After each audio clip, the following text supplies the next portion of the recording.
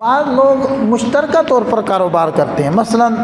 والد صاحب کاروبار کر رہے تھے، ان کی وفات ہو گئی، پیچھے 3 بیٹے تھے، 4 بیٹے تھے، 5 بیٹے تھے،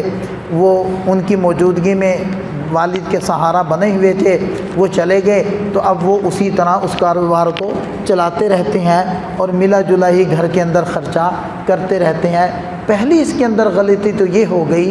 کہ انہوں نے اس کاروبار کو، اس روپے کو تقسیم نہیں کیا، یہ پہلی غلطی ہوئی۔ سب سے پہلے یہ کرنا چاہیے تھا ان بھائیوں کو کہ ابا جی کی رخصتی کے بعد انہیں آپس میں بیٹھ کر مسئلہ معلوم کر کے اس سارے کاروبار کو باقاعدہ شرعی طریقے سے تقسیم کر لینا چاہیے۔ تقسیم کر کے ہر ایک کا حصہ اس کے حوالے کرنا چاہیے، والدہ کا حصہ ان کے حوالے، بہنوں کا حصہ ان کے حوالے اور بھائیوں کا حصہ ان کے حوالے کر دیتے۔ اس کے بعد پھر بھلے اس کو مکس کر لیں اور پھر بھلے اس کو اکٹھا کر لیں اور جیسے کاروبار کر رہے تھے ویسے ہی کرنے لگ لیں۔ لیکن ایک مرتبہ تعیین ضروری تھی، حساب کتاب ضروری تھا، وہ لوگ نہیں کرتے، جس کی وجہ سے بعد میں ایسے ایسے مسائل جنم لیتے ہیں، پھر وہ لا ینحل ہوتے ہیں، پھر ان کا حل بھی کوئی نہیں ہوتا۔ اس لیے پہلی غلطی اس کے اندر یہ ہوئی کہ انہوں نے مشترکہ کاروبار کی تقسیم نہیں کی۔ تو سب سے پہلے تقسیم کرتے، تو اس لیے پہلے تقسیم ہونی چاہیے۔ دوسرے نمبر پر جب یہ مشترکہ کاروبار چل رہا ہے، مثلا 4 بھائی ہیں اور مثال کے طور پر 2 لاکھ وہ انہوں نے کاروبار میں لگایا ہوا ہے، تو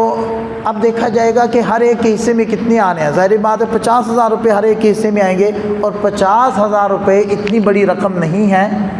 کہ اس کے اوپر قربانی واجب ہوتی ہو، اور اگر ان کی ذاتی اس کاروبار کے علاوہ اور بھی کوئی مالیت نہیں ہے، ان کے پاس رقم نہیں ہے،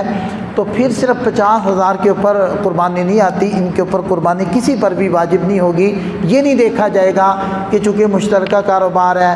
پوری اماؤنٹ تو اس کے اندر 2 لاکھ ہے، پھر تو آتی ہے، تو یوں مشترکہ کو نہیں، اجتماعی طور پر نہیں مال کو دیکھا جائے گا، ہر ایک کے اوپر تقسیم کر کے مال کو دیکھا جائے گا۔ تو ہر ایک کا حصہ جتنا بنتا ہے اس میں قربانی کسی پر بھی واجب نہیں ہے، لہذا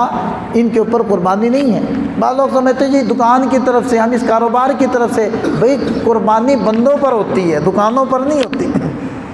تو وہ بندوں کے ذمے جتنا جتنا ان کے حصے میں آتا ہے مال، اس پر قربانی ہے نہیں ہے، لہذا ان پر نہیں۔ لیکن اگر